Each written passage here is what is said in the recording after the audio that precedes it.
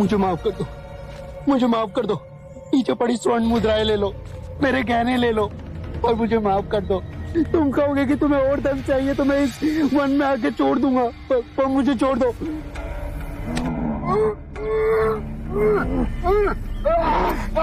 मुझ पर रहम करो, मुझ पर रहम करो, रहम करो मुझ पे। मुझ पर रहम करो, रहम करो मुझ पे। मुझे धन नहीं चाहिए, मुझे 100 कटी हुई उंगलियां की माला चाहिए। जिस दिन मेरे इस माला में 100 उंगलियां हो जाएगी, उस दिन मुझे सिद्धि प्राप्त होगी।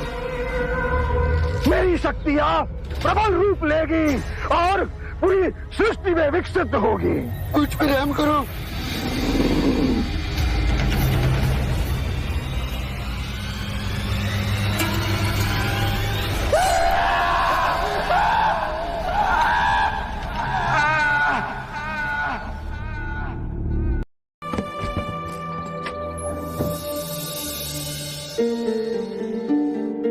अंदर आइए।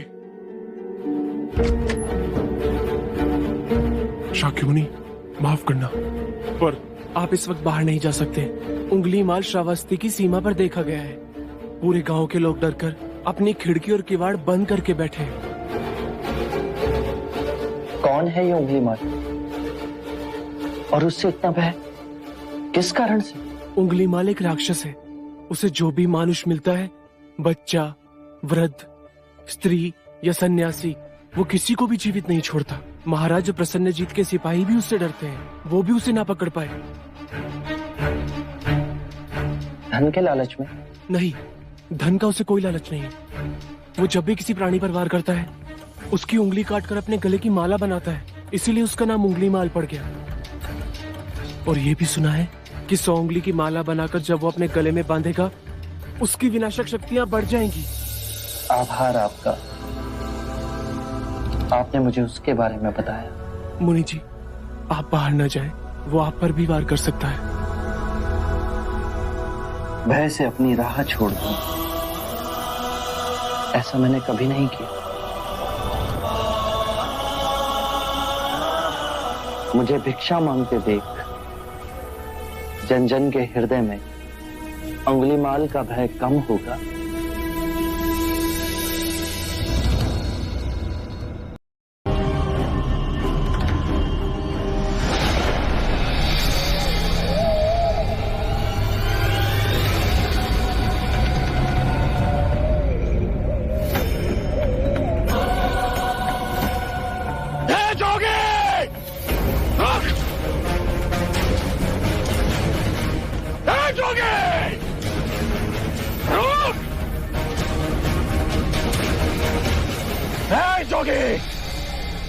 मेरे आदेश देने के बाद भी तू रुका क्यों नहीं?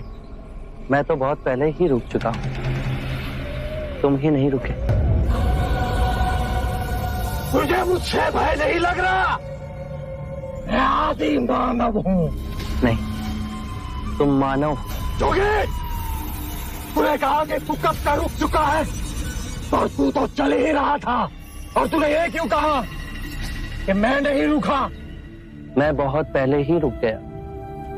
ऐसे सारे बुरे कृत्य छोड़ दिए जिससे किसी भी प्राणी को दुख या कष्ट पहुंचे। मैंने जीवन की सुरक्षा करना सीखा। सब जीना चाहते हैं, बस तुम उन्हें करुणा से देखो तो। मैं सबकी हत्या करूंगा। मानो में न प्रेम है न करुणा है, सिर्फ छल और कपट है। तुम्हें लोगों ने बहुत दुख दिया है उंगलीमाल। क्रूरता व्यक्ति अज्ञान के कारण ही करता है। घृणा, द्वेष, ईर्ष्या, मोह, माया, ये सब अज्ञान की ही संतान है। और वो व्यक्ति ही है जिसमें दया, करुणा, सद्भाव और समझ का उदय भी होता है। उंगलीमाल, यदि इस जीवन में क्रूर और निष्ठुर लोग हैं, तो दयावान भी हैं। बस अपनी आंखों से ये अंधेपन का पर्दा हटा के देखो। तुम और व्यक्ति जैसे नहीं हो।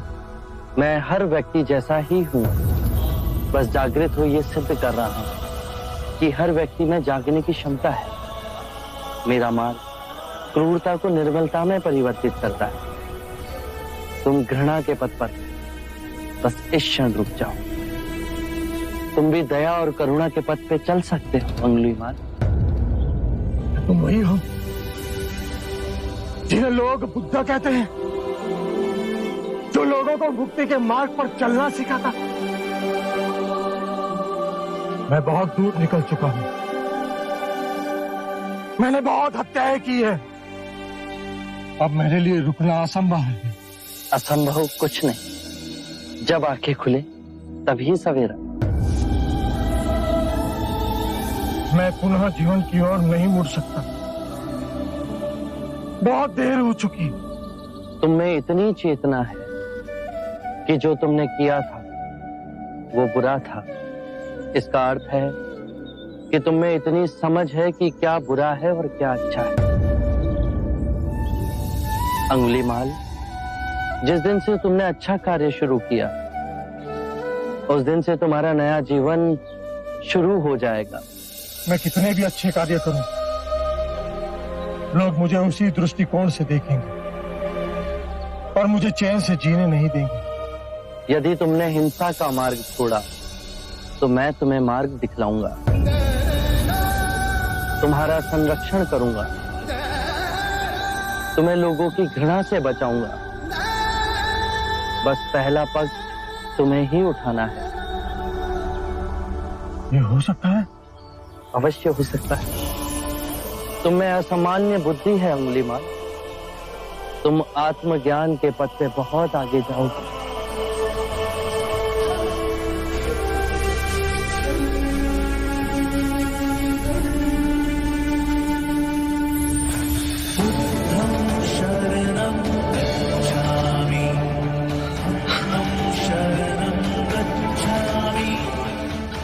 मैं आपको वचन देता हूं, मैं सारे बुराई के रास्ते छोड़ दूंगा। आपके पीछे करुणा के पथ पर चलना सीखूंगा। कृपया कृपया मुझे आपका शिष्य बना दीजिए।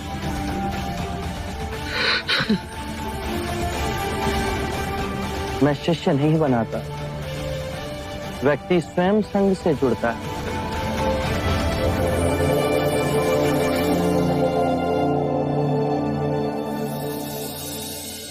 क्या?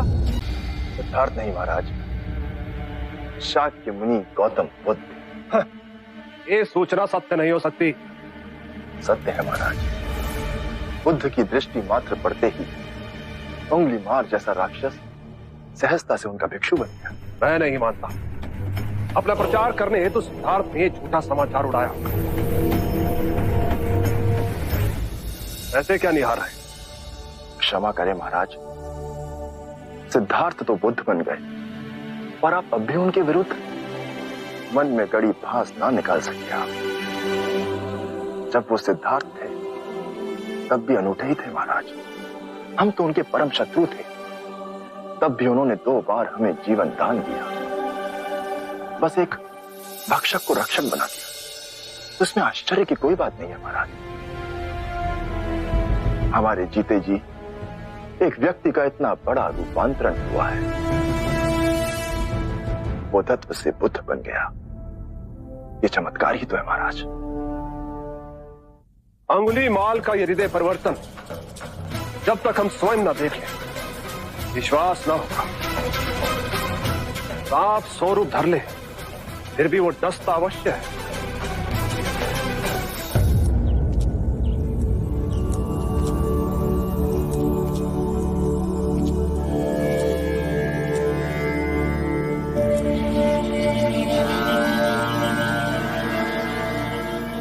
बांदुल,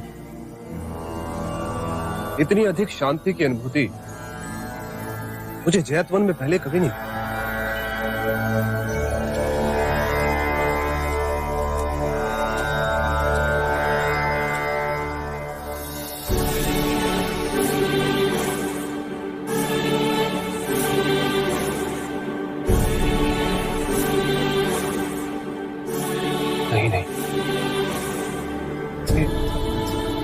ये सिद्धार्थ नहीं, ये तो कोई देवता है।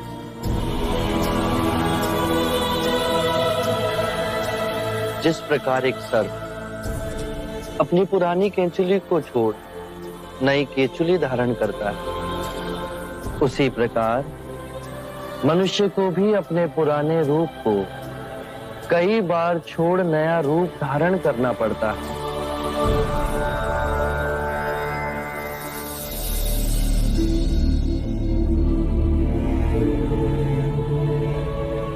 आइए कौशल नरेश, स्वागत है आपका।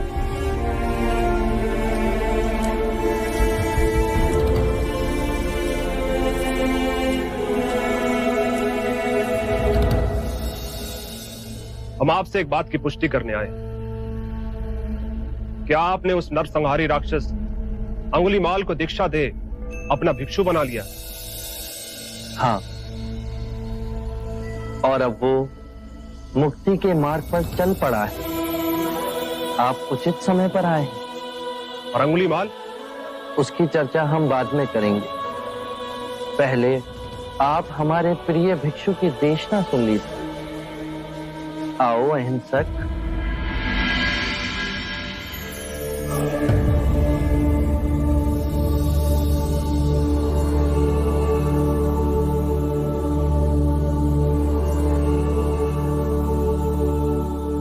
बुद्ध कहते हैं, जो हम सोचते हैं वही परिणाम बनते हैं। अच्छे विचार अच्छे परिणामों को जन्म देते हैं, बुरे विचार बुरे परिणामों को। यही प्रकृति का नियम है। व्यक्ति का सबसे बड़ा शत्रु उसका अपना मन है, जो जिधर चाहे जो चाहे उस व्यक्ति से अनुचित कार्य करवा सकता है। इतनी गूढ़ बातें कितने साधारण प्रकार से बताई आपके इस भिक्षु ने।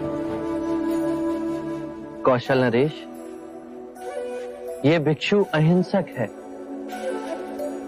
दीक्षा से पूर्व लोग इन्हें ही अंगुलीमाल कहते थे।